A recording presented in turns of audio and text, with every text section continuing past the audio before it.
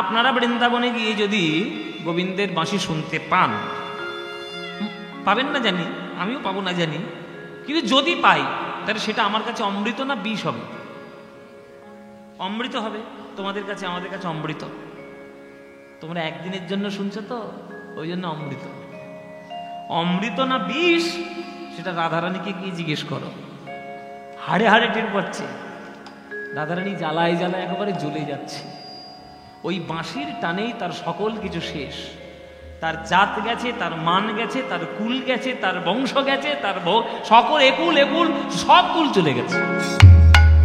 কিন্তু তবুও রাধারানী কৃষ্ণ বিনা কিছুই জানেন না। সাধের মুরলী। আস্তে একটা কীর্তনের প্রাচীন গান আপনাদের শোনাচ্ছি, যে কৃষ্ণের বাঁশি শুনলে রাধারানীর কি দশা হয় সেইটা রাধারানী আজকের বলছেন ওই বাঁশিকে উদ্দেশ্য করে। কীর্তনের একটা ভীষণ প্রাচীন গান। এই তাল শাস্ত্রীয় সঙ্গীতের মধ্যে নেই, কিন্তু আমাদের কীর্তনের মধ্যে আছে, বড় একতালি। আপনারা সুরটা শুধু শুনবেন আর ভাষাটা লক্ষ্য করবেন। আপনারা তো তাল 3 গুণ 4 গুণ 5 গুণ আপনাদের দেখার দরকার নেই। আপনারা শুধু ভাষাটা সুরটা শুনবেন, শুনলেই বুঝতে পারবেন যে রাধারানীর বুকের ভেতর কি জ্বালা। শুনুন। সাধের মুরলী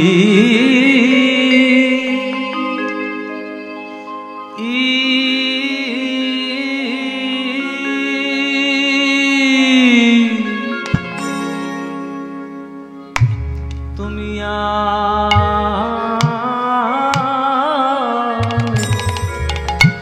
রাধার নাম ধরে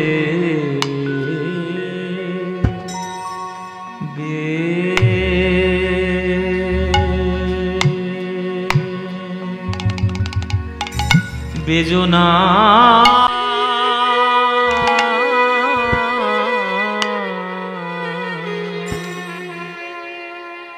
সাধের মুরলী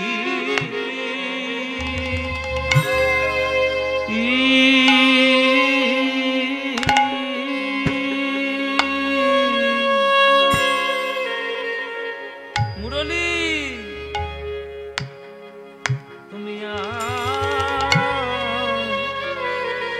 রাধার নাম ধরে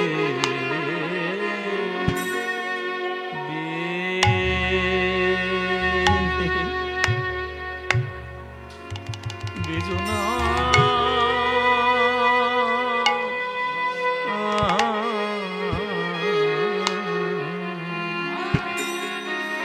ওরে যে রে তোর বিষম সন্ধান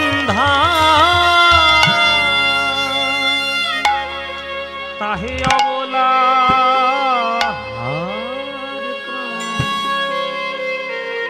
প্রাণে সহে কত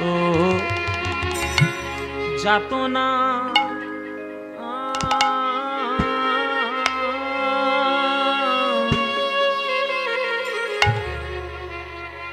তুমি থাকো শ্যামের ধরে, তুমি থাকো শ্যামের ধরে,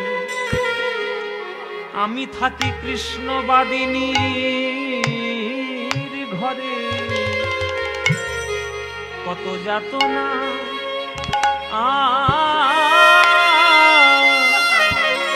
এই অন্তরে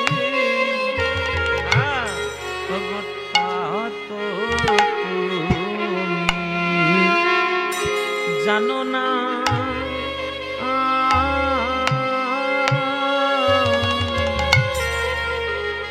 আমার শ্রবণের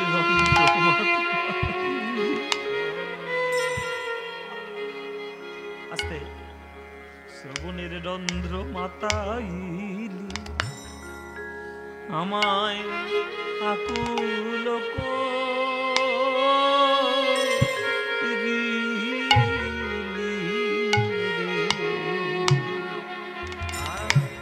আমার শ্রবণের রন্ধ্র মাতাইলি আমায় আকুল দিলি ওরে বাঁশির তোর মধুর সুরে কোন অবলা কি রইতে পারে বাঁশির তোর মধুর সুরে কোন অবলা কি রইতে পারে 1 2 3 4 1 2 3 1 2 3 4 1 2 3 1 2 3 4 1 2 4 3 ছন্দ উল্টো আমরা 3 4 3 শিখেছি কিন্তু 4 3 4 এটা একমাত্র কীর্তন আর কোথাও নেই। আহা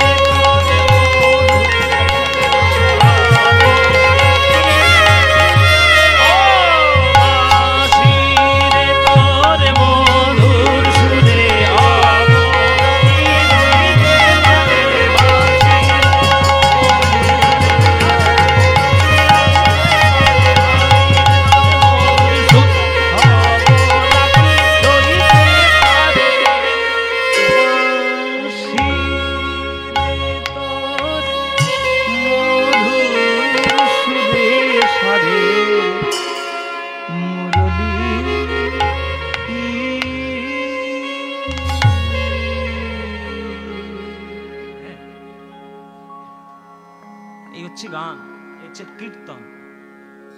তাল সুর সাহিত্য সব শ্রেষ্ঠ। এইবার আপনাদের ব্যাখ্যাটা করি। গানটা তো গিয়ে নিলাম, এবার ব্যাখ্যা। সাধের মুরলী তুমি আর অমন করে রাধার নাম ধরে বেজো না। এজেরে তোর বিষম সন্ধান। বিষম সন্ধান মানে কি? সন্ধান মানে হচ্ছে বাঁকা বান। বিষম মানে বাঁকা বান। বাঁকা বান কেমন হয়? আপনাদের এখানে যদি কোথাও সাঁওতাল থাকে, দেখুন সাঁওতালরা তো ওই তীর ধনুক মারতে পারে। তাদের তীরগুলো বেশিরভাগ লক্ষ্য করবেন সোজা সোজা তীর, মানে খানিকটা ছুঁচের মতো, যেমন ঢুকেও যায় তখন বেরিয়ে আসে। কিন্তু কিছু কিছু যুদ্ধের জন্য বুদ্ধি করে বাঁকা বান তৈরি করা হয়। বাঁকা বানটা কিরকম? এইরকম বান। এই দেখুন আমার আঙুলের দিকে দেখুন, মুখটা থাকবে ছুঁচলো আর পিছন থেকে দুটো বড়শির মতো বাঁকা থাকবে। এর উপকারিতা কি? এটা যদি বুকের মধ্যে একবার ঢুকে যায়, ঢুকে যাবে কিন্তু আর বেরোবে না। ওই যে বাঁকা মতো জায়গা আছে, ওই বাঁকাটাই আটকে যাবে। এবার আপনি যদি টেনে হিঁচড়ে যদি বার করতে যান, তোর হৃৎপিণ্ড একবার ছিঁড়ে বেরো। মানে ওই বানটা মারা মানে তার মৃত্যু অবধারিত হবেই হবে। এবার আপনারা বলুন, কৃষ্ণের এই যে নয়নের যে বাঁকা চাউনি, এই বাঁকা চাউনি যদি কারোর হৃদয়ের মধ্যে একবার প্রবেশ করে, বাঁকা বান, তার আর হৃদয় থেকে ওই রূপ আর সরবে কখনো? আর সরবে? আর কেউ নিস্তার পাবে? নিস্তার পাবে না। তাই সাধের মুরলী, এই যে রে তোর বিষম সন্ধান, তাহে অবলার প্রাণ। একে বাঁকা বান, তারপরে হরিণের মতো কোমল মন, তাহে কত যাতনা। হ্যাঁ, বল কেন আমাকে এই দুর্দশা করিস? ওরে বাসি তুই বল, কেন তুই রাধার মনকে এইভাবে নিংড়ে নিয়ে তার সর্বস্ব হরণ করলি? যেদিন ওই বাঁশিটা প্রথম শুনেছিলাম, সেদিনটা যদি কানে আমি আঙুল দিতাম, কানে যদি তুলো দিয়ে দিতাম, তাহলে আমার লেখা চুকে যেত, তাহলে আমার শুনতে হতো না, মন প্রাণও যেত না, আর এই স্বপ্নে সে কাণ্ডটা কখনো ঘটতো না। মায়েরা, আমরা তো সবাই চাই সুখের জীবন, পাই কি? পাই আমরা সবাই সুখের জীবন? কেউ পাই না। আপনিও পাননি, আমিও পাইনি, মহাপ্রভু পাননি, এখনকার দিনের অনিল আম্বানি, মুকেশ আম্বানিও পাননি। টাকা থাকলে শুধু হবে? জীবনে শান্তিতে বাঁচতে গেলে নানান ধরনের বিপদ আপনার আসবে, তবে এই বিপদটা নিয়েই কিন্তু জীবন। জীবন সোজা কখনো হয় না। দেখবেন হসপিটালে গিয়ে যদি আপনি কখনো হার্টকে চেক করেন, দেখবেন একটা মনিটর পাওয়া যায়, আপনার হার্টটা ঠিক চলছে কিনা একটা মনিটর পাওয়া যায়। ধুক ধুক ধুক ধুক করে যখন আওয়াজ হয় না, তখন দেখবেন এরকম করে একটা লাইন পড়ে। ইসিজি করেন না, ইসিজি করেন না, ওই পাতলা ফিতের মতো আসে, এরকম দেখবেন, এরকম বাঁকা পাহাড়ের মতো। ওটা যদি একবার সোজা হয়ে যায়, তাহলে আপনি বলো হরি হরি বল, চিতার উপরে গিয়ে জ্বলবেন দাউ দাউ করে। তাহলে জীবন, হৃৎপিণ্ডটাই যখন সোজাভাবে চলে না, তাহলে জীবনটা সোজাভাবে চলবে কি করে? এই কষ্টের নামটাই তো জীবন। তাই রাধারানীর সেই জীবনটা বড় বেশি কষ্ট। ওরে ও ডাকাতের মুরলী, কি বলি তোমায়, ওরে ও ডাকাতের মুরলী, হরি বল হরি বল, ওরে ও ডাকাতের মুরলী,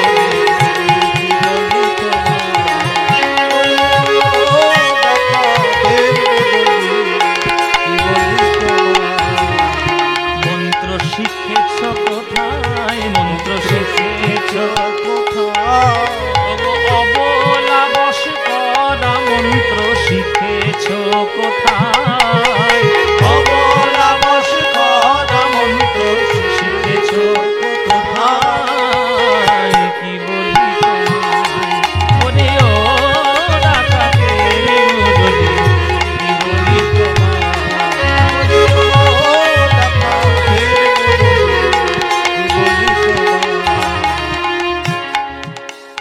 ওরে ও ডাকাতের মুরলী, কি বলি তোমায়।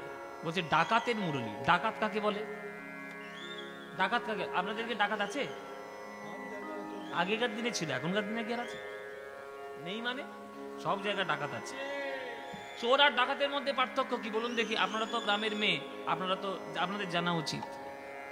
চোর আর ডাকাতের মধ্যে পার্থক্য কি বলো তো মায়েরা? এই ঠাকুমা ঠিক বলেছে, এই ঠাকুমার বাড়িতে নিশ্চয়ই 5-6 বার ডাকাতি হয়েছে, নইলে বলবে কি করে? বলছে চোর না বলে চুপি চুপি করে চুরি করে, আর ডাকাত সবার সামনে এসে বন্দুক ঠেকিয়ে গলায় ছুরি ধরে হ্যাঁ ডাকাতি করে নি। আগেকার দিনে আপনাদের ডাকাতের গল্প বলি শুনুন। আগেকার দিনে যখন ডাকাতি হতো কারোর বাড়িতে, মনে করুন খুব ধনবান ব্যক্তি, ব্যবসায়ী, তার বাড়িতে ডাকাতি করবে, সেই ডাকাতি হওয়ার 3 দিন আগে তার বাড়িতে কিন্তু চিঠি আসতো, আমার নাম নসু ডাকাত, লোকে আবার সাক্ষাৎ নরপিচাস, হ্যাঁ নসু ডাকাত, এই আজকের কি বার,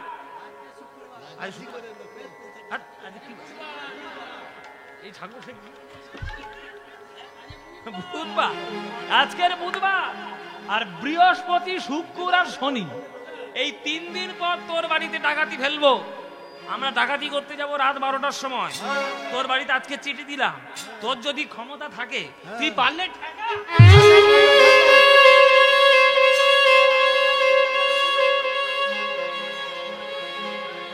এইটা হচ্ছে আগেকার দিনের ডাকাতির নিয়ম। তুই পারলে ঠেকা। এবার আপনি ঠেকাবেন কি করে? বন্দুক নিয়ে আসবে, তরবারি নিয়ে আসবে, গলায় ঠেকে সব নিয়ে চলে যাবে। এবার আপনারা বলুন মায়েরা, কৃষ্ণের যে বাঁশির ধ্বনিটা সেটা চোরের মতো না ডাকাতের মতো? ডাকাতের মতো। কেন না, ও বলে বলে কানের মধ্যে ঢুকবে যে এই আমি এবার তোর কানে ঢুকলাম। যার কানে একবার ঢুকবে তার জীবন যৌবনে জাত পাত সব একবারে ধুরিস করে নিয়ে চলে যাবে। তাই পদকর্তা বলছেন যে ওরে ও ডাকাতের মুরলী। কি বলি তো, এটা চোরের মুরলী নয়, এটা ডাকাতের মুরলী। গোপী মন চোরার চারু চন্দ্রা ধরে থাকো, গোপী মন চোরার চারু চন্দ্রা ধরে থাকো, গোপী মন চোরার চারু চন্দ্রা ধরে থাকো। এটা বাদাম ভাজা খাওয়া গান নয়, কঠিন গান। গোপী মন চোরার চারু চন্দ্রাধর, বাবা কঠিন বাংলা হয়ে যাচ্ছে, বড্ড কঠিন বাংলা। চারু চন্দ্রাধর, চন্দ্রাধর সন্ধি বিচ্ছেদ করলে কি হয়? চন্দ্রযুক্ত অধর চন্দ্রাধর। আমরা সন্ধি বিচ্ছেদ শিখেছি না, অ মিলে আ হয়, তাহলে চন্দ্র অধর দুটো মিলে চন্দ্রাধর। তাহলে চন্দ্র মানে চাঁদ, আর অধর মানে কোনটা বলো মায়েরা? অধর মানে কি? আজকে যদি বলতে না পারো লিপস্টিক পরা বন্ধ করে দেবো আমি। বলো, লিপস্টিক পরে না কিন্তু জীবনে, বলতে পেরেছে কিন্তু ঠিক। তোমরা পড়ো, তোমরা বলতে পারছো না। অধর মানে হচ্ছে নিচের যে ঠোঁট। আমাদের ঠোঁটের তো দুটো পাপড়ি, একটা উপর একটা নিচ। এই উপরের ঠোঁটটার নাম হচ্ছে ওষ্ঠ, নিচের ঠোঁটটার নাম হচ্ছে অধর। এবার চন্দ্রাধর মানে অষ্টমীর চাঁদ যেমন এক কলা উঠলে তার যে শোভা, সেই এক কলা চাঁদের মতো গোবিন্দের অধরটাকে দূর থেকে মনে হচ্ছে। কেননা কৃষ্ণের বাঁশি যখন বাজে তখন কোন ঠোঁটে লেগে বাজে? নিচে না উপরে? নিচে লেগে বাজে। তাহলে নিচে যখন বাজছে তাহলে ওইটা অধরটা চাঁদের মতো। গোপী মন চোরার চারু চন্দ্রা ধরে থাকো, গোপী মন চোরার চারু চন্দ্রা ধরে থাকো।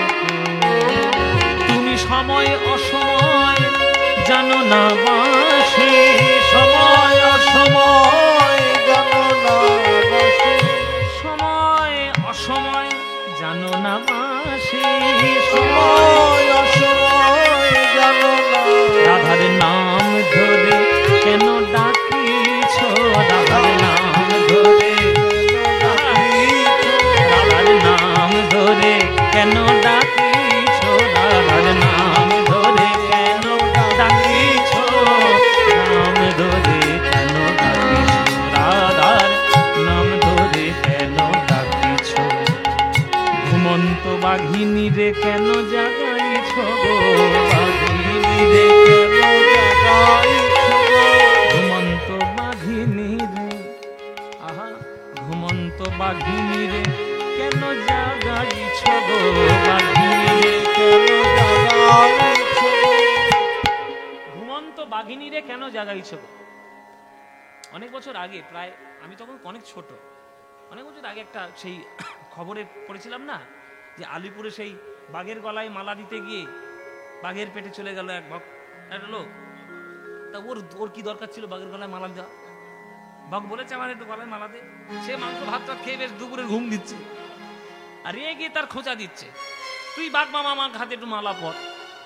তার ঘুমের ব্যাঘাত বলে সে ধরবে না, সে ভালো করে আলিপুর যেখানে ভালো করে ঘুমিয়ে ধরে যাবে।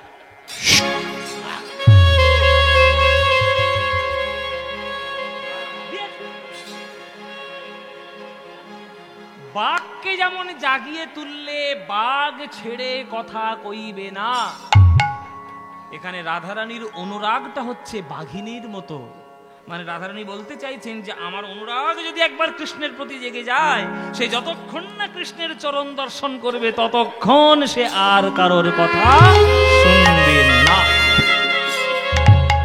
ঘুমন্ত বাঘিনী রে কেন জাগাইছ গো, বাঘিনী রে কেন জাগাইছ, এই কথা কহিতে কহিতে প্রাণী, কথা কহিতে কহিতে প্রাণী, আমার জ্ঞান দাস গেল বিছুরি, আমার জ্ঞান দাস গেল বিছুরি, আমার জ্ঞান দাস সব ভুলে গেল গেল জ্ঞানদাস, সব ভুলে গেল জ্ঞানদাস, গেল বিছুরি রে জ্ঞানদাস, গেল বিছুরি আমার জ্ঞানদাস গেল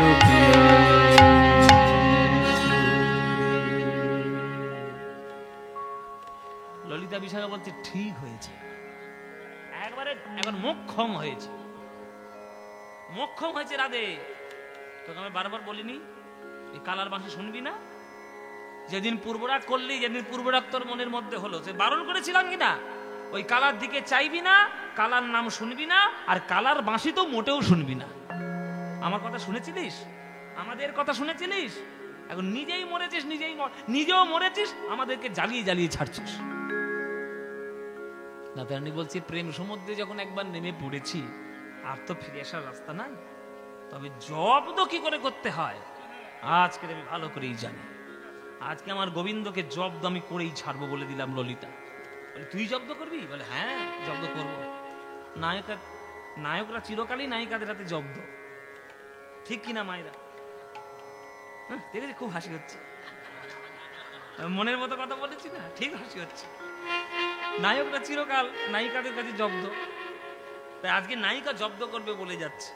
এই ললিতা, এই বিশাখা, আজকে আমার বধূকে জব্দ করবো, হ্যাঁ চল, তার জন্য আমি বেরোই। বলে কি জব্দ করবি আগে শুনে যাই। বলে শোন, আজকের আমরা অভিসারে যাব আর গোবিন্দের কাছে গিয়ে ধরবো যে কেমন করে ওই বাঁশিটা বাজাও, আমাদেরকে একটু শিখিয়ে দিতে হবে, আমি বাঁশি শিখবো। ললিতা বিশাখা বলে আদা ব্যাপারীর মতো থাকবি, জাহাজের খবর নিয়ে লাভ কি?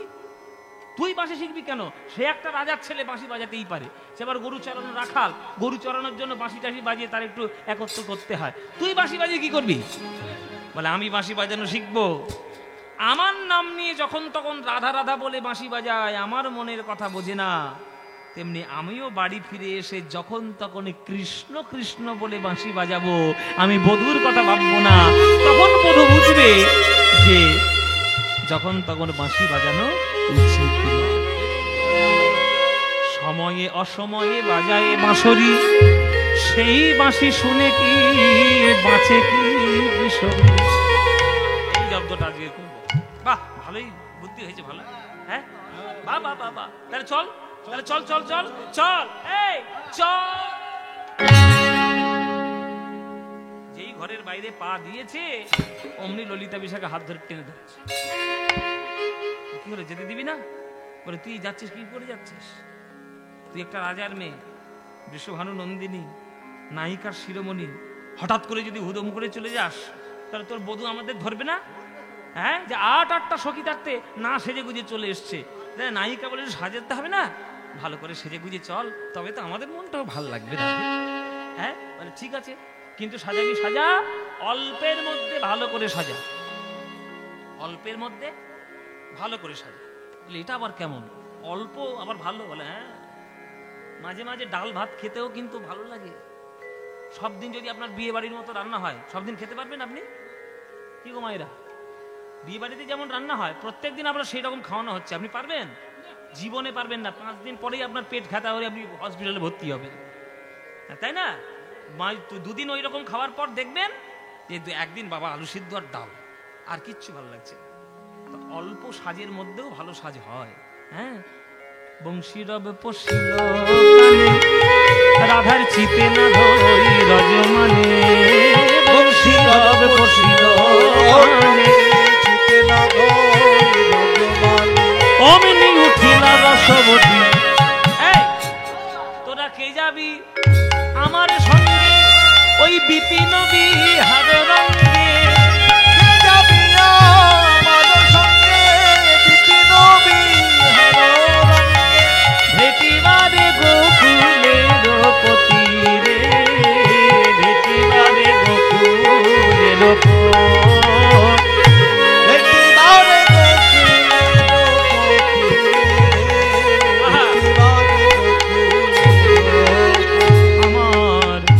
ললিতা বলে ও গো রাধে, তোমায় সাজাইব মন সাধে, একলা যাইবা কেন ধনী? আরে আমরা তোমার সঙ্গে যাব, আরে সখীগণের সঙ্গে যাব, আমরা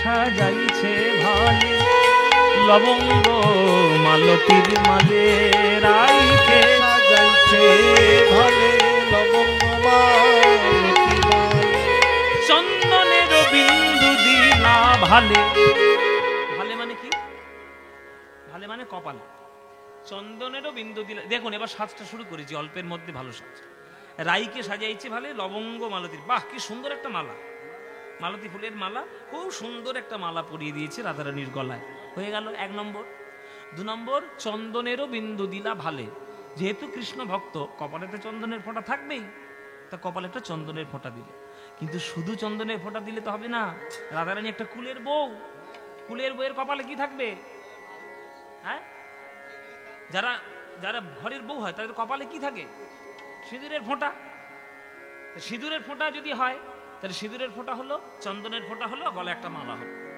এই 3 রকমের সাজ এই 3টে সাজ হলো এইবার সিঁদুরের রং কেমন মায়েরা লাল আর চন্দনের রং কেমন সাদা এবার বলুন তো আকাশে সূর্যের রং কেমন সকালবেলা লাল আর রাত্রিবেলা আকাশের চাঁদের রং কেমন সাদা তাই রাধারানীর কপালে সিঁদুরটাকে দেখে মনে হচ্ছে যেন সূর্য আর চন্দনটাকে দেখে মনে হচ্ছে চাঁদ তাই রাধারানীর কপালে যেন যোগ লেগেছে রে রাই কপালে পুষ্পবন্তের যোগ লেগেছে রে রাই কপালে পুষ্পবন্তের যোগ লেগেছে রে রাই কপালে পুষ্পবন্তের যোগ লেগেছে রে রাই কপালে পুষ্পবন্তের যোগ লেগেছে রে রাই কপালে আহা শোভার বলি হারি যায় রাই কপালে পুষ্পবন্তের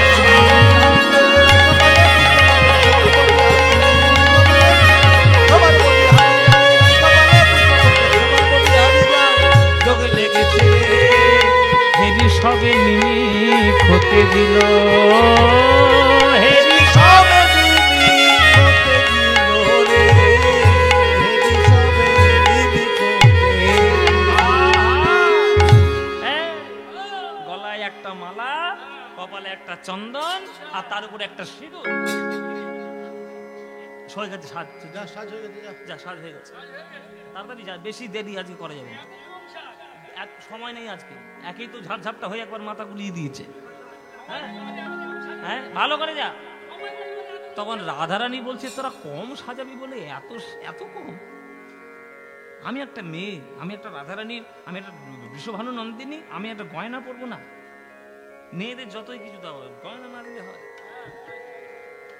এই জন্যই তো তোমাদের 10 ঘরে পিসিচন্দ্র জুয়েলার্স হয়েছে হ্যাঁ পিসিচন্দ্র সেনকো তারপরে সব কত রকম দোকান মেয়েদের গয়নার প্রতি একটা স্বাভাবিক টান আছে এই গয়না পরলে আমার সুন্দর লাগবে তার ললিতা বিশাখা বলছে তা তুই তো বললি কম সাজবি আবার সাজতে যখন বসছিস বেশি বেশি সাজবি তো এই গয়না দিয়ে আমরা সাজাতে পারবো না যা এই গয়নার বাক্সটা দিয়ে দিলাম কি সাজবি তুই নিজে দেখে নে গেলি ও মায়েরা রাধারানী এই বড় একটা গয়নার বাক্স ছিল জানো যৌতুক হ্যাঁ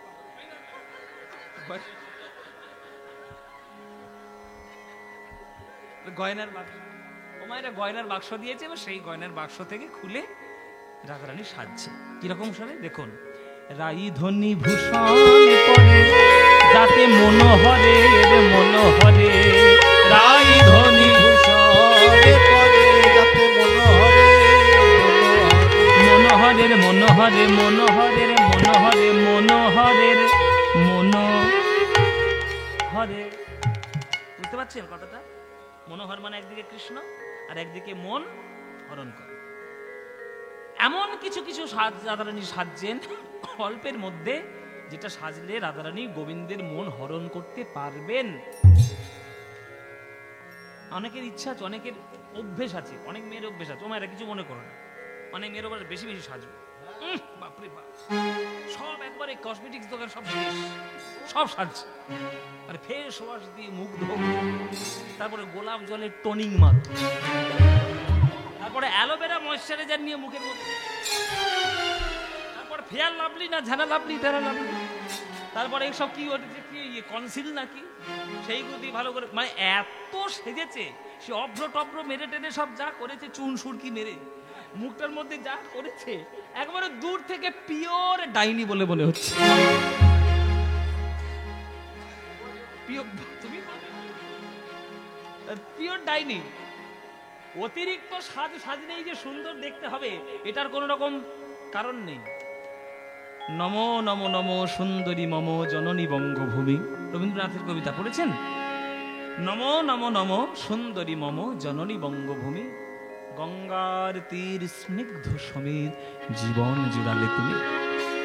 ওই কবিতাটার লাস্টে বলা আছে যে সৌন্দর্য কেমন হয়, বলছে বুক ভরা মধু বঙ্গের বধূ জল লয়ে যায় ঘরে, বলিতে প্রাণ করে আনচান চোখে আসে জল ভরে। একটা চাবির গোছা সেটা আঁচলের মাথায় বেঁধে আগেকার দিনের মায়ের এরকম কাঁধে তুলে আর কাঁধে করে জল আনতে যেত। ওইটা সৌন্দর্য দেখার মতো মানসিকতা চাই। আমাদের মনটা এত অপবিত্র হয়ে গেছে এখনকার দিনে যে আমরা সৌন্দর্য খোঁজার জন্য অশ্লীলতাকে প্রশ্রয় দিচ্ছি। আস্তে, এই কথাটা খুব ইম্পর্টেন্ট কথা, আপনারা জেনে রাখুন।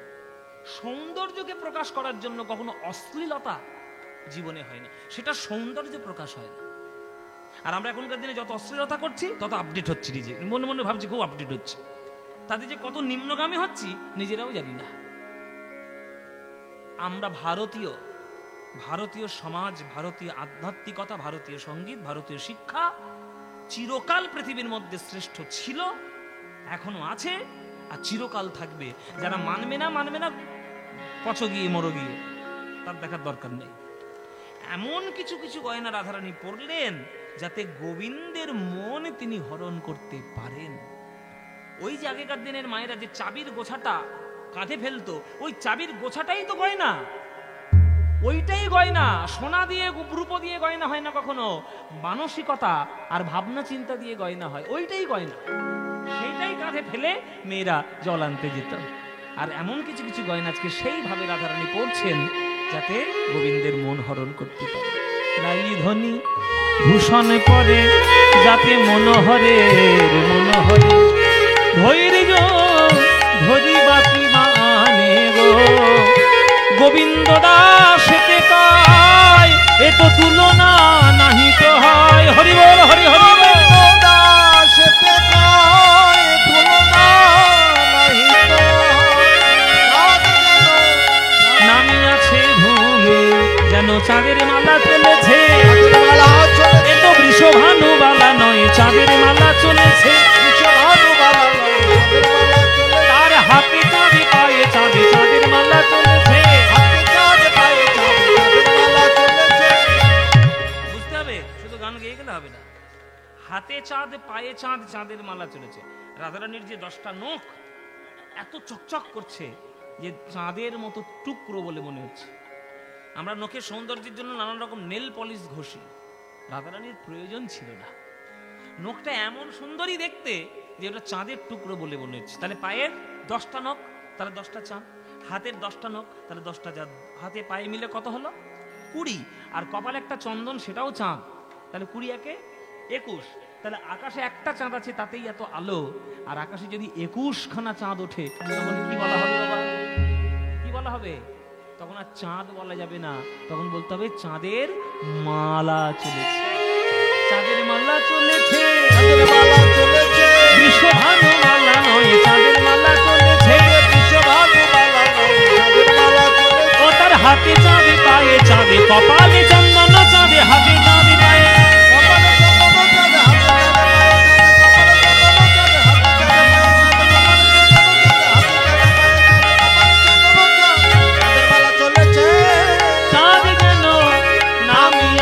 ভূমে রে, চাঁদে যেন নামে আছে, চাঁদে যেন নামে আছে ভূমে। সাজানো হয়ে গেল, অল্পর উপর দিয়ে সাজ হয়ে গেল। চলো এইবার বাঁশি বাজাতে শিখতে যাই। আবে শেষ রাধারানীর যাওয়া। রাধারানী উৎকৃষ্ট নায়িকা, হন হন করে ঘোড়ার মতো দৌড়বে। তার যাওয়ার মধ্যে একটা শালীনতা থাকবে, তার যাওয়ার মধ্যে একটা ছন্দ থাকবে। মায়েরা দেখুন রাধারানী কেমন করে চলেছে, উলুধ্বনি দেবে সবাই মিলে। হ্যাঁ, আবে শেষ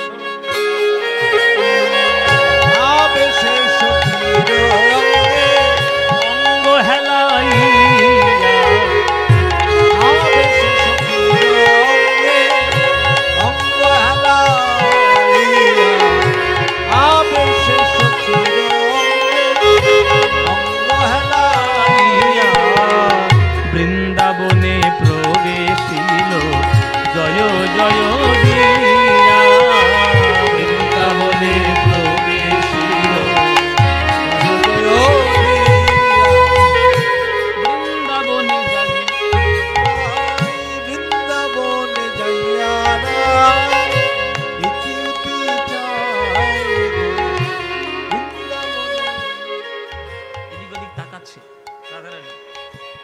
বাজাচ্ছে কেন? বলে নাগর আমার কোথায় আছে, আমার কোথায় আছে, ধরে মুরলি ধরে, বলো নাগর আমার কোথায় আছে। আধরে মুরলি ধরে, নাগরে আমার কোথায় আছে, অধরে মুরলি ধরে, রাধে রাধে রাধে, আধরে মুরলি ধরে, রাধে রাধে রাধে বলে, আধরে মুরলি ধরে, রাধে রাধে রাধে বলে, নাগরে আমার কোথায় আছে, নাগরে আমার কোথায়, মাধবীলতার আড়ে দেখে শ্যামরায় গো, মাধবীলতার আড়ে। ও মা। গোবিন্দ হেলান দিয়ে কদম গাছের ডালে মাধবীলতার কুঞ্জে এরকম বাঁশি বাজাচ্ছে, আর পিছনে রাধারানী এসছে।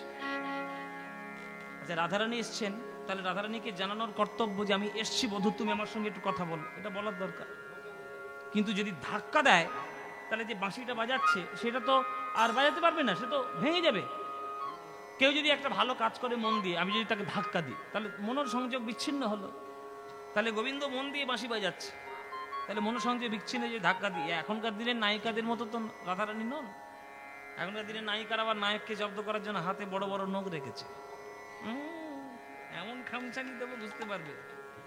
হ্যাঁ, সবাই নিজের নিজের নখের দিকে তাকাচ্ছে, দেখো বলে এইবার বোধহয় আমাদের বলবে এইবার। ও মায়েরা, সবাই বড় বড় নখ রাখে এখনকার। সকালবেলা ঘুম থেকে না উঠলে ওই নখের খামচানি এমন দেবে, বুঝতে পারবে যে নায়িক আসছে না তারকা আসছে। এই যে ঘটনা। হলো এই এই কিন্তু উৎকৃষ্ট নায়িকারা এরকম কখনো করবে না। রাধারানী তো উৎকৃষ্ট নায়িকা, সে মনোসংযোগ যাতে বিচ্ছিন্ন না হয়, তাই পিছন থেকে ভালো করে শুনলো যে গোবিন্দ কোন ছন্দে বাঁশিটা বাজাচ্ছে। এই বাঁশির ছন্দটা শুনে নিয়ে রাধারানী আমার নিজের নুপুরে ছম ছম ছম ছম ছম ছম ছম নুপুর। তাহলে কোন ছন্দে কৃষ্ণ বাঁশি বাজাচ্ছে দেখুন। ধিটি ধা, ধিটি ধা, ধিটি ধিটি ধা, ধিটি ধিটি ধা, ধিটি ধিটি ধিটি ধিটি ধিটি ধিটি ধা, ধিটি ধিটি ধিটি ধিটি ধিটি ধিটি ধা। এই ছন্দটা কৃষ্ণের বাঁশিতে বাজছে। রাধারানী মন দিয়ে শুনলেন। এবার সে তো গান বাজনা শিখেছে, ওই জন্য পিছন থেকে নুপুরটা নিয়ে ওই ছন্দে ছন্দে নুপুরটা বাজাতে শুরু করলেন। তাহলে কেমন ছন্দ হবে, কেমন রাধারানী নৃত্য করছেন মায়ের দেখুন, উলুধ্বনি দেবেন। চলো।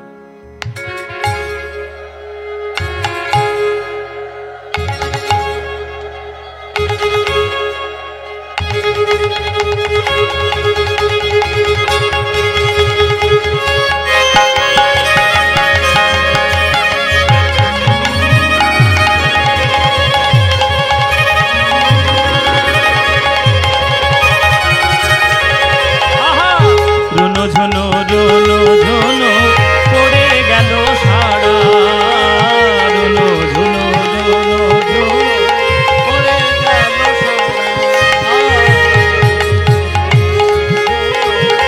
পড়ে গেল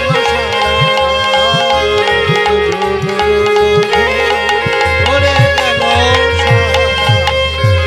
নাগর আমার চমকে বলে রাই এলো পারা, নাগর আমার চমকে বলে রাই এলো পারা।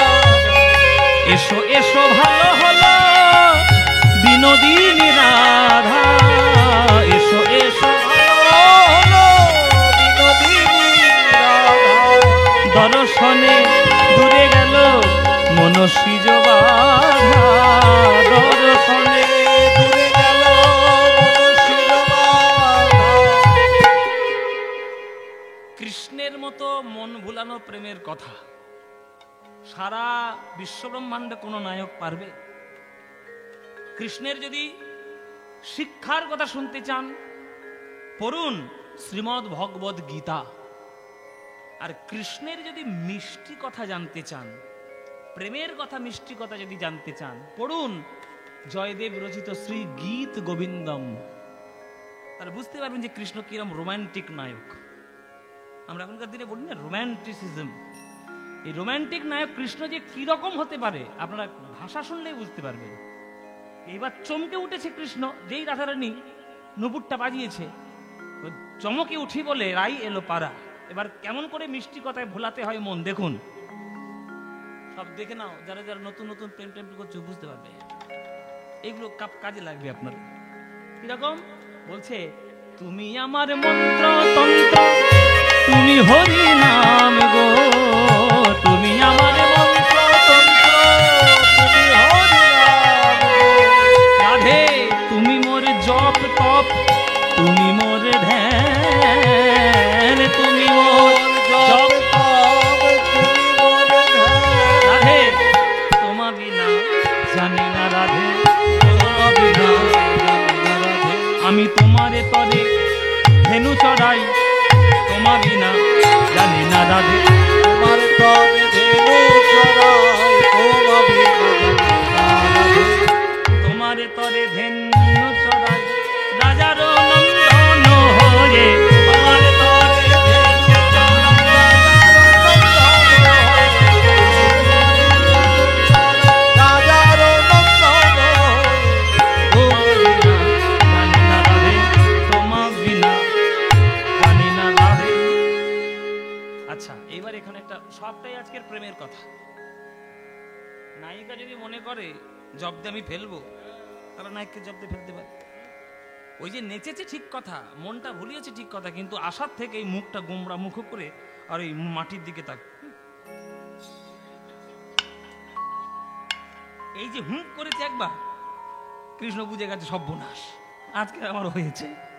এইবার মান ভাঙাতে ভাঙাতে আমার মাথা খারাপ হয়ে যাবে।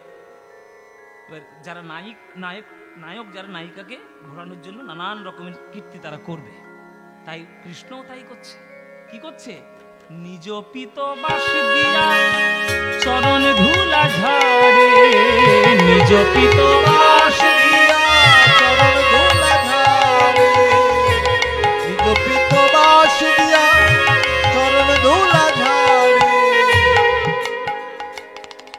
আর ওই ললিতা মুচকি হাসে কুণ্ডলতা আড়ে, ললিতা মুচকি হাসে কুণ্ডলতা আড়ে। ভাঙিয়া চূড়ার ফুল হাতে করে নিল, ভাঙিয়া চূড়ার আর ফুল হাতে করে নিল, মম প্রেমময়ী বলে রাই চরণে দিল, মম প্রেমময়ী বলে। রাই চরণে দিল। কিন্তু তবুও রাধারানী মুখটা ফিরিয়ে রয়েছে। হ্যাঁ, এই যে এবার সর্বনাশটা হবে। এখানে যারা নায়ক রয়েছেন তারা ভালো করে জেনে নাও, যারা নতুন নতুন নায়ক হয়েছে, নায়িকাকে ভোলানোর জন্য নানান ধরনের কীর্তি করতে। হ্যাঁ, আর রাধারানী হচ্ছে সেই রকম নায়িকা, হ্যাঁ একেবারে জব্দ করার মতো নায়িকা। হ্যাঁ, রাধারানী এইবার কোনো কথাই বলছেন না, মুখের দিকে তাকাচ্ছে না, হাসছে না, কোনো ইশারা করছে, কিচ্ছু নাই। এবার কৃষ্ণ তো পুরো ব্ল্যাক আউট, সর্বনাশ কি হয়েছে? ও রাধে, তোমার এত রাগ হয়েছে কেন? আমি তো চন্দ্রাবলীর কুঞ্জে আজকে যাইনি, তা তোমার রাগ হওয়ার কারণ কি?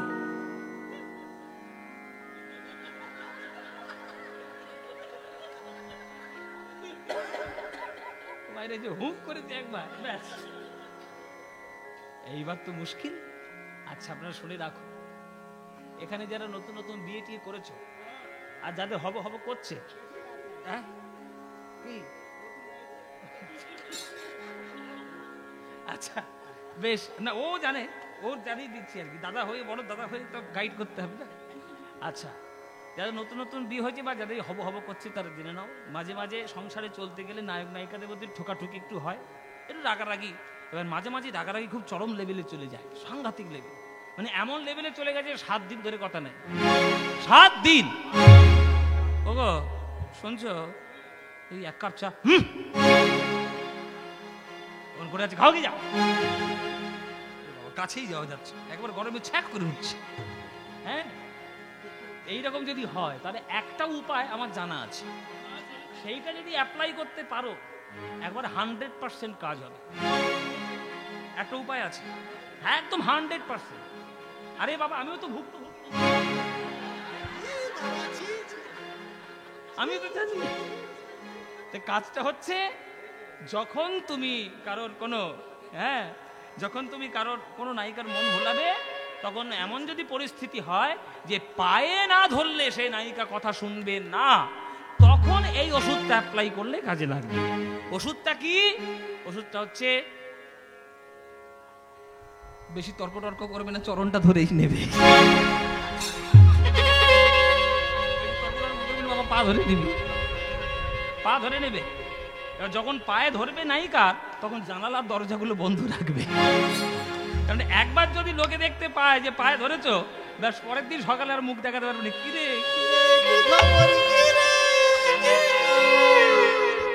আর মুখ দেখাতে পারবে। তাহলে নায়িকা যদি প্রেমময়ী হয়, নায়ককে চরণ ধরতে দেবে না। আর নায়িকা যদি প্রেমহীনা হয়, তাহলে তো হাইকোর্টে দৌড়বে, এক্ষুনি ডিভোর্স চাই, তাই না? কিন্তু রাধারানী সেরকম তো নয়। রাধারানী রাগ করেছে বটে, তবে তাকাচ্ছেন না, কথা বলছেন না, কিছুই করছে না, মুখটা গোমড়া করে যাচ্ছে। কৃষ্ণের ভয় হয়ে গেছে, কেন এরকম হলো? ও রাধা, আচ্ছা রাধারানীর কথা শুনছে না। ও ললিতা বিশাখা, কি হয়েছে রাধারানী? না তাকাচ্ছে, না কথা বলছে, না হাসছে, কিচ্ছু হচ্ছে, কি হয়েছে? তখন সুবীর একটু খুঁচিয়ে দিলেন। কাঠি যতক্ষণ খুঁচিয়ে না দেবেন, ততক্ষণ মৌচাক থেকে মধু পাবেন। কৃষ্ণকে খোঁচাতে হবে, তবে মধুটা কৃষ্ণ নাম মধু পাওয়া যাবে। তখন ললিতা বিশাখা বলছে, নায়ক আমার, নাগর আমার, শুধু পীড়িত করতে জানে, রীতিনীতি কিচ্ছু বোঝে না। বলে কেন? বলে দেখে রাধারানী দেখে বুঝতে পারছো না, আজকে রাধারানীর মান হয়নি, হয়েছে অভিমান। মান আর অভিমানে পার্থক্য কি? মান হলে ক্রোধের প্রাধান্য বেশি থাকবে, আর অভিমান হলে বিরহের প্রাধান্য বেশি থাকবে। তখন রাধারানীর চরণ ধরেছে, বলো রাধা, কিসের জন্য অভিমান হয়েছে? কেন তুমি আমার দিকে রাগ করে আজকে বসে আছো? বধূ হে বধূ,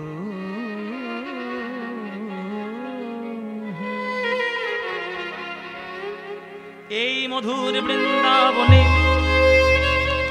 তুমি সকল কিছু জানো বটে, তবে একটা জিনিস ভালো করে তোমার জানা হয় নাই, শেখনি, ভালো করে শিখে নাও। বলে কি শিখিনি রাধে? বধূ তুমি বাঁশি বাজানো জানো না, তুমি বাঁশি বাজানো জানো, তুমি বাঁশি বাজানো জানো না,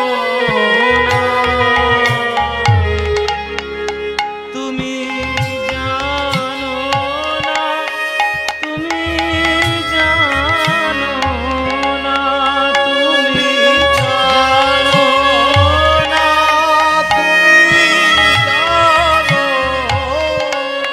তুমি জানো না,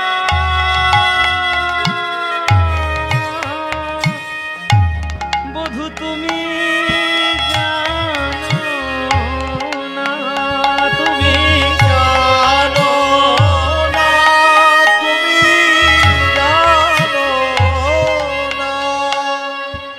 ওগো অসময়ে বাজাও বাঁশি, আমার পরাণ মানে না, অসময়ে বাজাও বাঁশি, পরাণ মারে।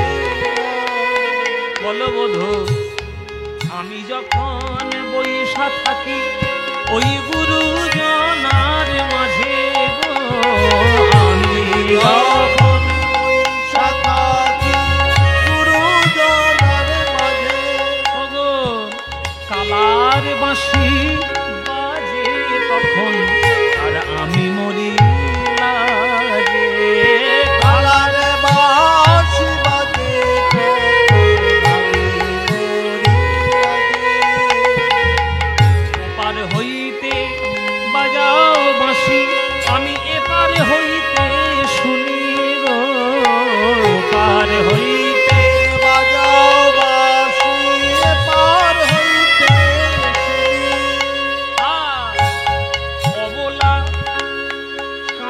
আমি আমি সাঁতার নাহি জানি।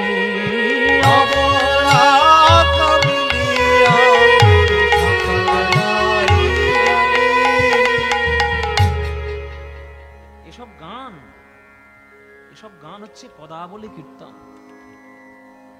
বলে কোন বাঝারের বাজাও বাঁশি আমি তাহার যদি পাই, এবার ডালে মূলে উপাড়িয়া সাগরে ভাষা।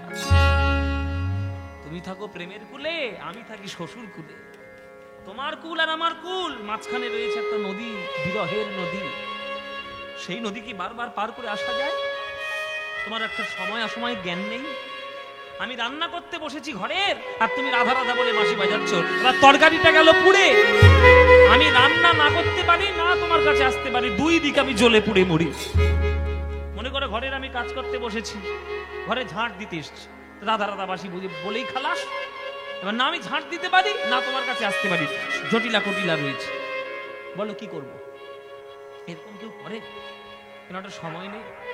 একটা সময় থাকলে তো অন্তত আমি বলতে পারি যে এই সময় আমার বধূ বাঁশি বাজাবে, আমি একটু প্রস্তুত থাকবো। বলো কোন বাজার থেকে তৈরি করেছে বাঁশি? বলো কোন বাজার থেকে?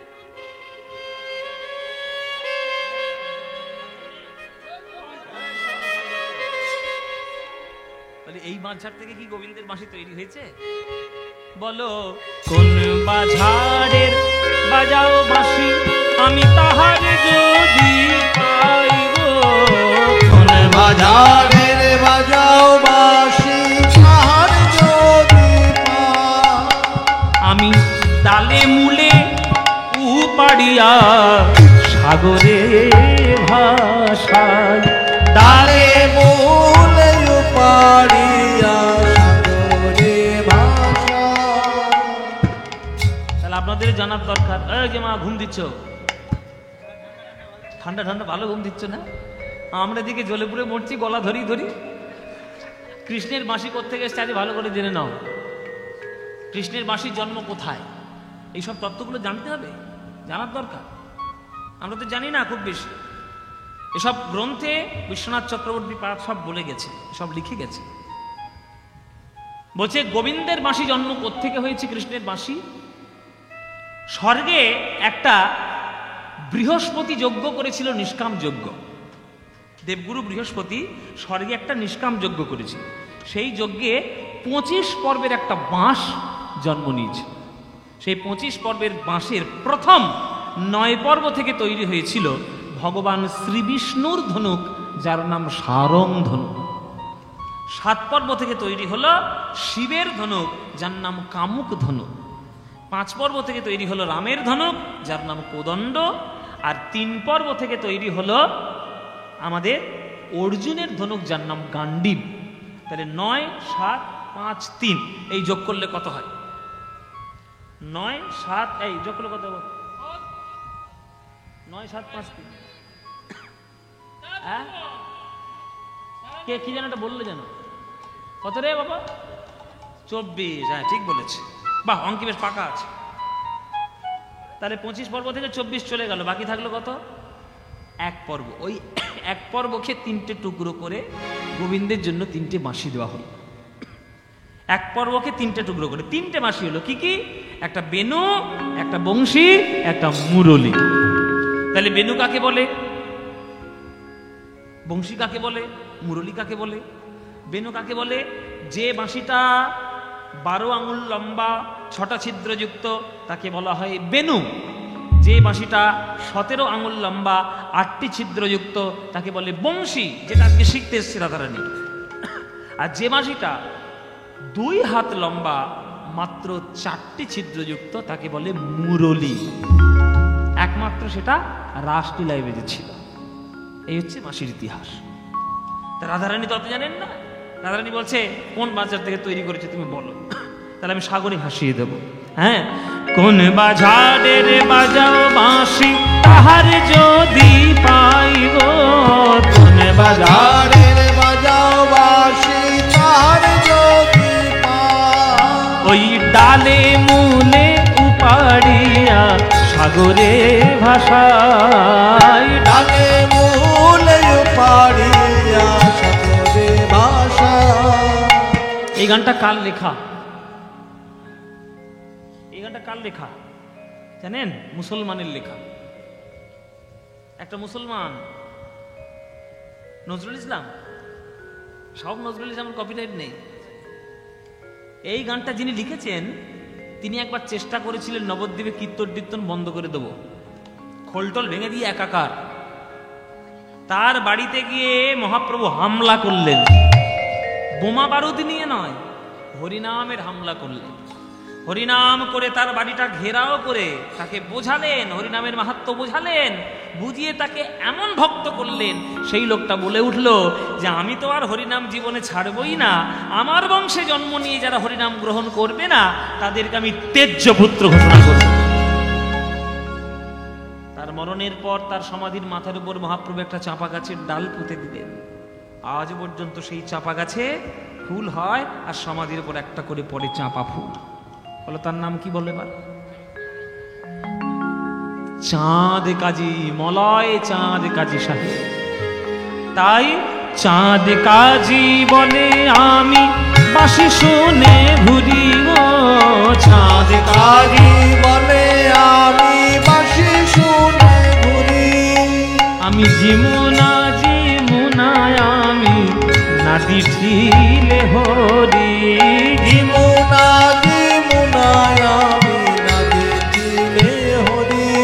বাঁশি বাজানো জানো না তুমি, বাঁশি বাজানো জানো না তুমি, বাঁশি বাজানো জাগে না দে না দে না জানো জানো না তুমি, বাঁশি বাজা জানো না। রাধে, আমি এতদিন ধরে বাঁশি বাজাচ্ছি, কেউ বলেনি যে আমি বাঁশি বাজাতে জানি না। তাহলে বলো, তুমি প্রথম বললে বাঁশি বাজাতে জানি না, তাহলে বাঁশি বাজানো বন্ধ করে দিই। যেই এতক্ষণ কৃষ্ণধারানীর পায়ে ধরেছিল, যেই বলেছে বাঁশি বাজানো বন্ধ করে দিই, তখন এবার রাধারানী ঘুরে সেইবার গোবিন্দের চরণ ধরেছে। না বধূ, আজ যাই করো করো, বাঁশি বাজানোটা বন্ধ করো না। আরে তুমি বাঁশি বাজালে জ্বালা ধরে বটে, কিন্তু তবুও তো শ্বশুর কুলে বেঁচে থাকি, আমার গোবিন্দ আমার জন্য বাঁশি বাজাচ্ছে। তুমি যদি বাঁশি বাজানোটা বন্ধ করে দাও, তাহলে আমি কার কাছে থাকবো আর কার ভরসায় আমি জীবন কাটাবো? কারণ কৃষ্ণ বলছে এ তো মহা মুশকিল, বাজারে বলছো থাকতে পারছো না, না বাজারে বলছো বাঁচবে না, তা আমি কোন দিকে যাব? তখন রাধারানী বলছে এই বাঁশিটা আমাকে শিখিয়ে দাও বাজানো, কেমন করে তুমি বাজাও। কেন তুমি বাঁশি শিখবে কেন? বাঁশি শিখবে কেন? বলে বাঁশি শিখবো কেন? তুমি আমাকে বাঁশিটা শেখালে আমি বাড়িতে গিয়ে যখন তখন তোমার নাম ধরে কৃষ্ণ কৃষ্ণ বলে বাঁশি বাজাবো, তখন তুমি বুঝবে যে আমার কষ্টটা কত। তুমি বাঁশি শিখবে? বেশ, তাহলে তুমি যদি বাঁশি শিখতে চাও, সর্বাঙ্গ আমার মতো কালো করো, ওই খোপাটা এবার মাথার উপরে রাখো, আর ত্রিভঙ্গ বঙ্কিম ঠারে দাঁড়াও, আর বলো কোন বাঁশিটা শিখবে। ও রাধে, কোন বাঁশিটা শিখবে? বেনু, বংশী না মুরলী? রাধারানী মনে মনে ভাবলেন বাবা এ তো একটা মহা মুশকিল, 6টা যদি শিখি তাহলে 4টে বাজাতে পারবো, কিন্তু 8টা বাজাতে পারবো না। আবার 4টে শিখলে 6টা 8টা কিছুই বাজাতে পারবো না, কিন্তু 8খানা ছিদ্র বাঁশি যদি আমি শিখি তাহলে আমি 6টাও বাজাতে পারবো আর 4টেও বাজাতে পারবো। রাধে তখন বলছে বধূ আমাকে বংশীটা বাজানো শিখিয়ে দাও। ঠিক আছে ঠিক আছে, এসো আমার সামনে দাঁড়াও। রাধারানী সামনে দাঁড়ালেন, আর বাঁশিটা নিয়ে এইভাবে পিছন থেকে বেশ জড়িয়ে, আর ওই বাঁশিটা রাধারানীর মুখের উপরে ধরে এইবার বাঁশি বাজানো শেখাচ্ছে। তাহলে বাঁশির কটা ছিদ্র বলেছি মায়েরা? বংশীর বেনুর 6টা, মুরলীর 4টে, আর বংশীর 8টা। তাহলে 8টা ছিদ্রে 8টা আলাদা আলাদা গুণ আছে। এই আলাদা আলাদা গুণগুলো এইবার আমরা গানের মাধ্যমে একটা একটা করে বলবো, আপনারা ভালো করে শুনবেন, দরকার হলে খাতায় লিখে নেবেন, কিন্তু গানের শেষে কিন্তু আমি ধরবো যে কোন ছিদ্রে কি হয়েছে, এটা কিন্তু বলতে হবে। আজকে আপনাদের উচ্চ মাধ্যমিক পরীক্ষা হবে, কিন্তু জেনে নিন উচ্চ মাধ্যমিক পরীক্ষা, ভালো করে খাতা পেন নিয়ে বসুন।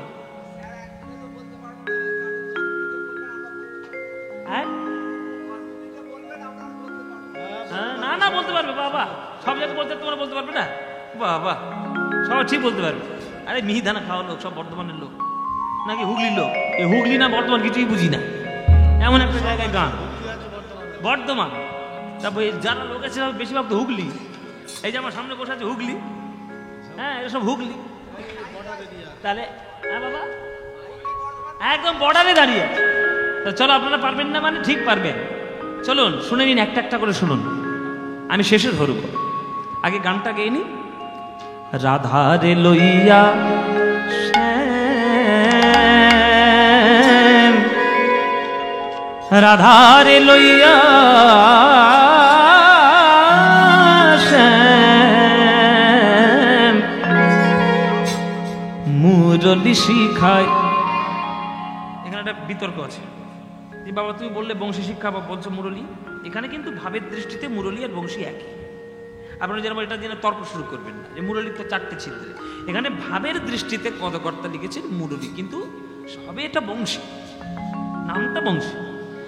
মুরলী শিখায় নানা রঙে, রাধারে লইয়া শ্যাম, মুরলী শিখায় নানা রঙে, রাধারে লইয়া শ্যাম, মুরলী শিখায় নানা উলুধ্বনি। রাধারে লইয়া মুরলী শিখায় নানা প্রথম রন্ধ্রের গানে ব্রহ্মারে ভাঙিল ধ্যানে, প্রথম রন্ধ্রের গানে ব্রহ্মার ভাঙিল ধ্যানে। আহা, প্রথম রন্ধ্রের গানে ব্রহ্মারে ভাঙিল ধ্যানে, প্রথম রন্ধ্রের গানে ব্রহ্মার ভাঙিল ধ্যানে। প্রথম যখন রন্ধ্র বেজে উঠল, ব্রহ্মলোকে বসে বসে ব্রহ্মার ধ্যান ভেঙে গেল। কে রে বাবা, কে রে, কে বাঁশি বাজালো, আমার ধ্যান ভেঙে দিল। তাহলে প্রথম রন্ধ্রে ব্রহ্মার ধ্যান ভেঙে গেল। আর দ্বিতীয়তে যমুনা উজায়, রাধে দ্বিতীয়তে যমুনা উজায়, দ্বিতীয়তে যমুনা উজায়, রাধে দ্বিতীয়তে যমুনা উজায় রে।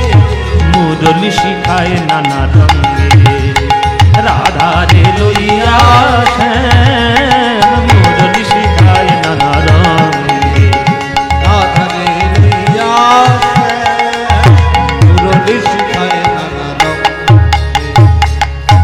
উজান কাকে বলে? দ্বিতীয়তে উজানে বয়, দ্বিতীয়তে যমুনা উজানে বয়ে যায়। উজান কাকে বলে? অনেকে নাম দেখে, অনেকে নাম দেয় উজান, খুব সুন্দর নাম, দারুণ নাম। উজান মানে কি? হ্যাঁ বাবা, উপরে আসা, জোয়ার আসা না, ভুল উত্তর। জোয়ার আসাটাকে উজান বলে না, স্রোতের বিপরীত দিকে যাওয়াকে উজান বলে। এই মনে করুন গরমকালে দক্ষিণে হাওয়া হয়, তাহলে দক্ষিণে হাওয়া হচ্ছে মানে ঢেউ কোন দিকে যাবে? উত্তরের দিকে যাবে। কিন্তু দক্ষিণে হাওয়া হচ্ছে আর ঢেউ যাচ্ছে দক্ষিণে, এটাকেই উজান বলবে। মানে কৃষ্ণ যখন দ্বিতীয় ছিদ্র বাজায়, তখন যমুনা যে পথে যেতে থাকে সেই স্রোতটা ঘুরে গিয়ে কৃষ্ণের দিকে চলে যায়। যমুনা মনে মনে ভাবে আর বাজবে কি বাজবে না বাবা, আমি একবার শুনে আসি। ওই জন্য যমুনায় উজান বয়, উজানে চলে বিপরীতগামী হয়ে যায়। হ্যাঁ, কৃষ্ণের প্রেমে যে পড়বে সে বিপরীতগামী হবেই হবে, স্বাভাবিক সে থাকবে না, সে বিপরীত হয়ে যাবে। 2 নম্বর হয়ে গেল। তাহলে দ্বিতীয়তে যমুনায় উজান বয়ে যায়। তৃতীয় রন্ধ্রের কথা শুনো বৃষভানু সুতা, তৃতীয় রন্ধ্রের কথা শুনো বৃষভানু সুতা, তৃতীয় রন্ধ্রের কথা শুনো বৃষভানু সুতা, তৃতীয় রন্ধ্রের কথা শুনো বৃষভানু সুতা। পবনের হতগতি হয় রাধে, পবনের পবনের হতগতি হয় রাধে, পবনের হতগতি হয় রে। পবন মানে কি? বাতাস। পবনের হতগতি মানে তৃতীয় ছিদ্র যখন বাজে বাতাস বৃন্দাবনে থমকে যায়। বাতাস মনে মনে বলে আমার কাজ হলো পৃথিবী প্রদক্ষিণ করা, কিন্তু একবার যদি বৃন্দাবন ছেড়ে চলে যায় আর গোবিন্দের বাঁশি যদি আর ভাগ্যে হয় কিবা না হয়, তাহলে আমি আর একবার তো আসতে পারবো না, পৃথিবীর নিয়ম তো ভঙ্গ করতে পারবো না। আমি বৃন্দাবনে একটু থেমে যাব, থেমে গিয়ে আমি আর একবার শুনিব, আর একবার শুনবো, আর একবার শুনিব, আর একবার শুনবো, আর ভাগ্যে হয় কি না হয় আর একবার শুনিব। আর ভাবতে হয় কি না হয় আর একবার শুনবো। তাই তৃতীয় রন্ধের কথা শুনো বৃষভানু সুতা, তৃতীয় রন্ধের কথা শুনছ ভানু সুতা, পবনের হত গতি হয় হে রাধে, পবনের হত গতি হয় রে রাধে, মুরলি শিখায় নানা রঙ্গে, রাধারে লইয়া শ্যাম মুরলি শিখায় নানা। তাহলে তৃতীয়তে পবন থেমে যায়। এবার চতুর্থ রন্ধ্রের সুরে ধেনুগণ আপনি ফিরে, চতুর্থ রন্ধের সুরে ধেনুগণ আপনি ফিরে, চতুর্থ রন্ধ্রের সুরে ধেনুগণ আপনি ফিরে, চতুর্থ রন্ধের সুরে ধেনুগণ আপনি ফিরে, তৃণমুখে ঊর্ধ্ব পুচ্ছে ধায়। তৃণমুখে ঊর্ধ্ব পুচ্ছে ধার। আপনাদের এখানে রাখাল আছে? রাখাল আপনাদের দিকে আজ গরুচরণ রাখাল? হ্যাঁ বাবা, এদিকে আর পাওয়া যায় না, আগেকার দিনে হতো, কিন্তু বীরভূম, বাঁকুড়া, পুরুলিয়া, ঝাড়খণ্ড কিন্তু এখন আছে। আর ইউপিতে গেলে প্রচুর পাবেন যারা রাখাল, যারা গরু চড়ায়। তো রাখালরা গরু চড়ায় যখন দেখবেন, তখন তারা একটা মুখ থেকে আওয়াজ বার করে,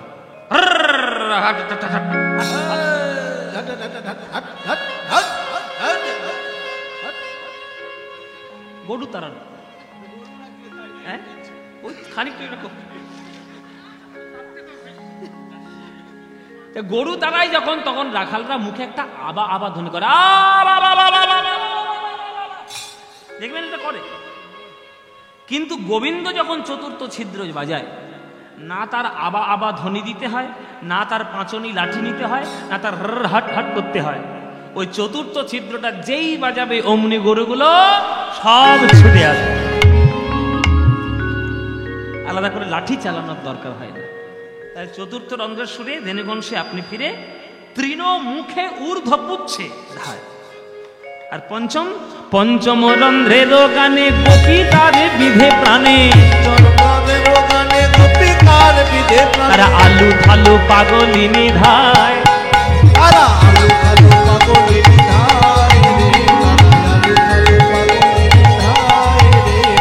আলু থালু পাগলিনী ধায়, রাধে মুরলি শিখায়।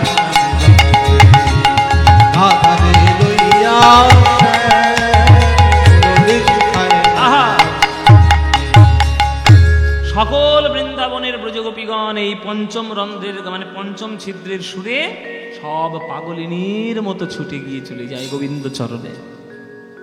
এবার ষষ্ঠম রন্ধ্রের রীতি, 6 নম্বর, ষষ্ঠম রন্ধ্রের রীতি কদম্ব হয় বিকশিতে, ষষ্ঠম রন্ধ্রের রীতি কদম্ব হয় বিকশিতে, ষষ্ঠম রন্ধ্রের রীতি কদম্ব হয় বিকশিত। আজ ষড় ঋতু একত্রে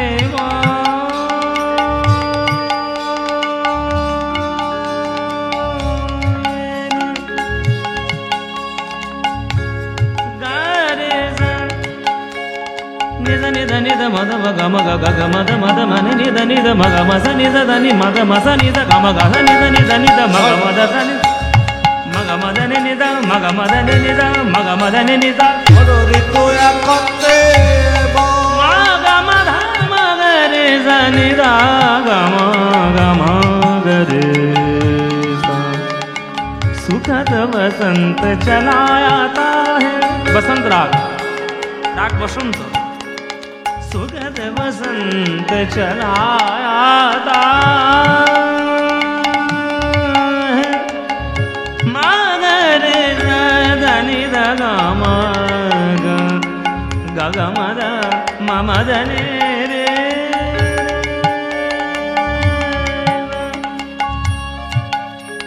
ষড় ঋতু একত্রে বয়, ষড় ঋতু একত্রে এখানে কদম ফুলের গাছ আছে? কদম ফুলের গাছ নেই? আর গ্রামে থাকবে না, হতে পারে ছাগলটা তো কদম ফুলের পাতাই খায়। এ কদম ফুল কখন ফোটে বলুন তো? কদম ফুল কখন ফোটে? হ্যাঁ, বর্ষা। দেখবেন ঝুলন পূর্ণিমাটা যখন আসে না ভাদ্র মাসে, তখন রাস্তায় রাস্তায় দেখবেন কদম ফুল একবার ছেয়ে যায়, মানে যেখানে কদম ফুল গাছ আছে আর কি। হ্যাঁ, এখানে আছে। তো দেখবে কদম ফুল চারিদিকে ভর্তি হয়ে যায়। তাহলে বর্ষাকাল ছাড়া কদম ফুল ফোটে না। কিন্তু পদাবলী কি বলছে? ষষ্ঠম রন্ধ্রের রীতি কদম্ব হয় বিকশিতি। মানে গোবিন্দ যখনই ষষ্ঠ ছিদ্র বাজাবে, সে গ্রীষ্মকাল হোক, বর্ষাকাল হোক, শীতকাল হোক, আর যেই কাল হোক, কদম ফুল এমনি ফুটবে, এমনি ফুটবে কদম ফুল। তারা ষষ্ঠ হয়ে গেল। এবার সপ্তম রন্ধ্রের গানে পাষাণে দ্রবিল গুণে, সপ্তম রন্ধ্রের গানে পাষাণে দ্রবিল গুণে, পাষাণ সে আপনি জলময়, রাধে পাষাণ সে আপনি জলময়, তাই গৌর পাষাণ সে আপনি জলময়, পাষাণ সে আপনি জলময় রে। আহা মুরলি শিখায় নানা রঙ্গে, রাধা রে লইয়া আসে, মুরলি শিখায় নানা রঙ্গে, রাধা রে লইয়া আসে, মুরলি শিখায় নানা রঙ্গে। এই যে এবার খাতা পেন নাও, উচ্চ মাধ্যমিক শুরু হবে এইবার, উচ্চ মাধ্যমিক শুরু হবে এইবার। আমি খুব কড়া পরীক্ষক এবারে।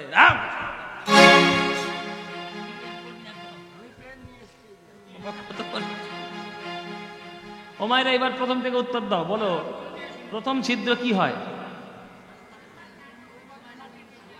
ভালো শুনেছি কিন্তু, হ্যাঁ পরীক্ষা দিতে হবে, ভালো শুনেছি।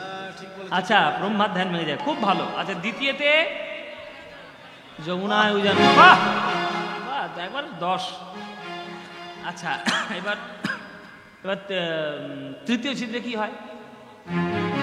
পবন দেবতা থেমে যায়। চতুর্থ ছিদ্রে কি হয়? এটা সবাই ভুলে যাচ্ছে। চতুর্থ ছিদ্রে কি হয়? নাম্বার কেটে নেবো একবারে। না, ঠিক বলছে বলছে, বলতে হবে তো জোরে, যে ধেনুগণ সব আপনা আপনি চলে আসে।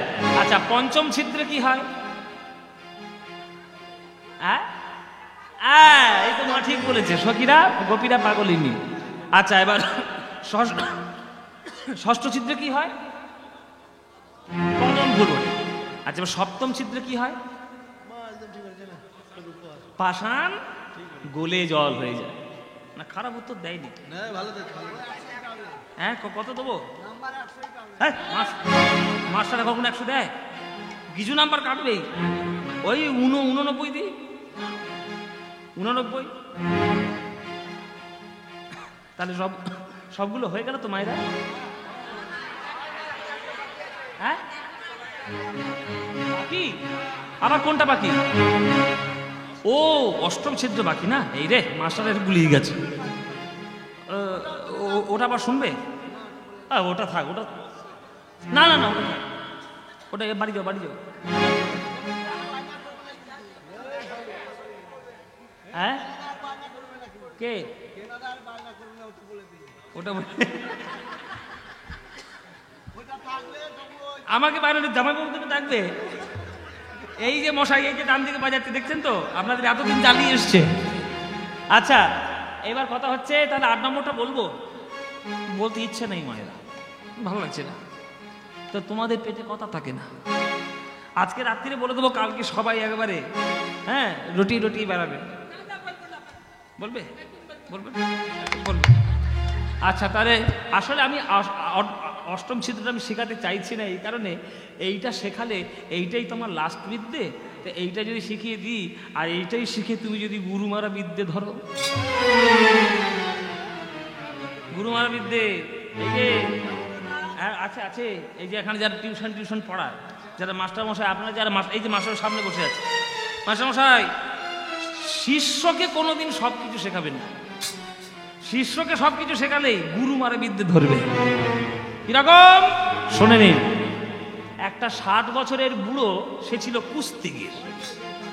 হ্যাঁ, কুস্তিগির ছিল, 60 বছরের বুড়ো কুস্তিগির। এবার তার কাছে একটা 25 বছরের ছেলে এসছে কুস্তির বিদ্যে শিখতে। এবার 25 বছরের ছেলে যখন কুস্তির বিদ্যে শিখতে এসছে, তখন যে গুরু মনে মনে ভাবছে ভাই একটা তো শিষ্য করে যাই, তাহলে লোক আমার নামটা অন্তত লোকে করবে যে ওই অমুকের শিষ্য।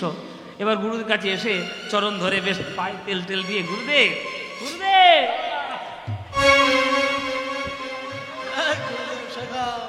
তেল টেল মাখিয়ে এইবার কি করে প্যাঁচ দিতে হয়, কি করে ঘুষি মারতে হয়, কি করে ল্যাং মেরে ফেলে দিতে হয়, নানান সব বিদ্যে সব একবারে বলে এই শিষ্য তাকে শিখিয়ে দিল।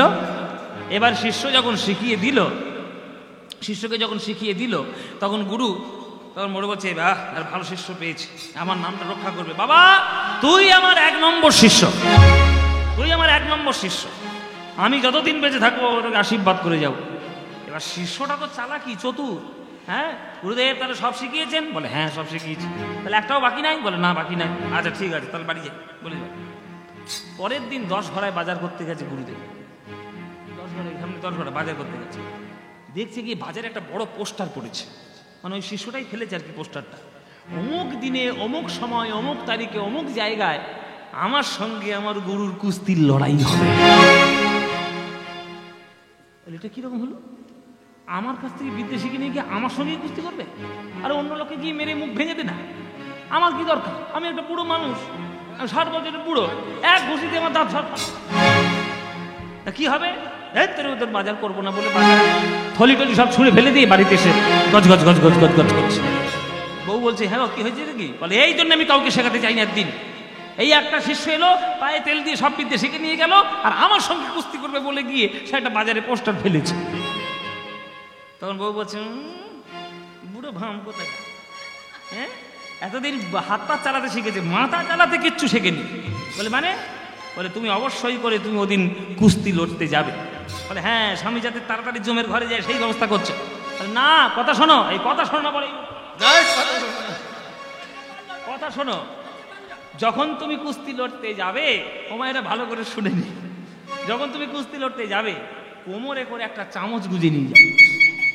চামচ গুজে নিয়ে কি ওই পাশ খেতে যাচ্ছে সেখানটায় নাকি? বলে না, শিষ্য যেমন তোমার সঙ্গে লড়াই করতে আসবে তখন তুমি চামচটার উপরে দেখিয়ে দেখিয়ে বলবে, বলে বেটা তোকে সব শিখেছি, তোকে চামচ প্যাঁচ শেখাই, দেখবে তখন কি হয়, দেখবে কি হয়। ভালো বুদ্ধি দিয়েছ এই বলে সেই বুড়ো গেছে সেদিন কুস্তি লড়তে। আর শিষ্যটা তো মনে মনে ছকে এসেছে মায়েরা যে আজকে গায়ে তেল টেল মেখে এমন করে কি ঘুষি মারবো, হ্যাঁ এবার বুড়োকে এবার পটকে দেবো, একবার একদম পটকে দেবো।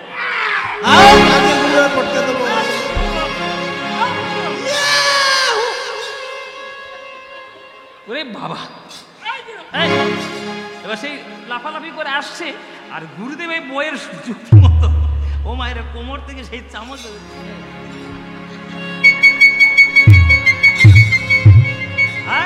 বলছি গুরুদেব তুই বললে সব বিদ্যে দিয়ে দিয়েছি, আর ওটা কি? বলে বেটা তোকে সব বিদ্যে দেবো, আমার জন্য চামচ প্যাঁচ বাকি রেখে। যেই বলে যে চামচ প্যাঁচ বাকি রেখেছি, অমনি সঙ্গে সঙ্গে শিষ্য মাইক ধরে বলছে আজকে খেলা বন্ধ, এই তোমার বাড়ি যাও, খেলা বন্ধ, আমি চামচ প্যাঁচ শিখে আসবো, তারপর লড়তে আসবো। এই হচ্ছে গুরু মারা বিদ্যে। শিষ্যকে কোনোদিন সব শেখাবেন না, সেখানেই বিপদ। কিছু নিজের জন্য একবারে রক্ষিত করে রেখে দেবে, ওইটাই আবার ব্রহ্মাস্ত্র হয়ে কাজ করবে। তাই রাধারানীর কাছে কৃষ্ণ বলছে যে 8ম ছিদ্রটা আমি শেখাতে পারবো না, ওইটাই আমার বিদ্যের শেষ। কিন্তু রাধারানী তো নাচর বান্দা, ছাড়বেই না, চরণ ধরেই রেখেছে, আমার শেখাতেই শেখাতেই হবে। আর নায়িকা যদি এরকম বারবার মিনতি করে, নায়কের মন গলে যাবে না? মন গলে গেল একেবারে কৃষ্ণে। ঠিক আছে ঠিক আছে, শোনো, তবে কাউকে বলবে না, কিন্তু বলবে না কাউকে। এখানে কেউ নেই তো, কেউ কোথাও নেই। আচ্ছা ঠিক, ভালো করে শোনো, শোনো, ওখানে বসে কি করে শোনো, ভালো করে কানে কানে শোনো। বলবে তো, শোনো। 8ম রন্ধেতে রায়, 8ম রন্ধেতে রায়, রাধে বিনোদিনী, 8ম রন্ধেতে রায়, রাধে রাধে রাধে, 8ম রন্ধেতে রায়, রাধে। খালি অষ্টম রন্ধ্রে থেকে অষ্টম রন্ধ্রে, আর বলবে তো অষ্টম রন্ধ্র অষ্টম রন্ধ্র, না বললে হয়? অষ্টম রন্ধ্রেতে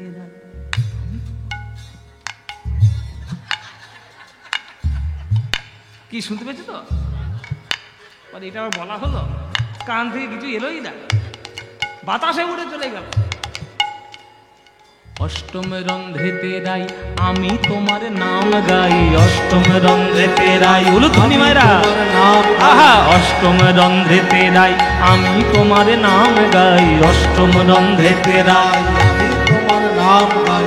মোর বংশী এত গুণ ধরে, মোর বংশী এত গুণ ধরে হ্যাঁ, ওগো বংশী বদনে কয় বংশী শিক্ষা তারে কয়, বংশী বদনে কয় বংশী শিক্ষা তারে কয়। আগো না শিখালে শিক্ষা বলি কারে রারে, শিক্ষা বলি তারে, আহা, না শিখালে শিক্ষা বলি কারে রারে, মুরলি শিখায় নানা রঙে না ধারে লইয়া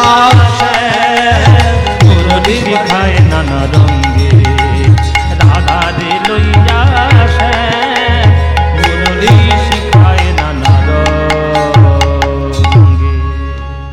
তাহলে এই অষ্টম রন্ধ্রে রাধে আমি তোমারই নাম গাই, এই অষ্টম রন্ধ্র যখনই আমি বাজাই আর কিছু বাজে না, শুধু রাধে রাধে বলে বৃন্দাবনে ছড়িয়ে পড়ে।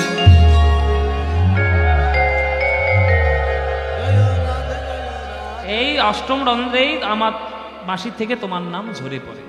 জয় রাধে জয় রাধে, রাধে জয় সবাই মিলে বলবেন মায়েরা, জয় রাধে জয় রাধে, রাধে জয় রাধে, বৃন্দাবন বিলাসিনী রাধে জয় রাধে, অষ্টগোপীর শিরোমণি রাধে জয় রাধে, প্রেমকান্তা চূড়ামণি রাধে জয় রাধে,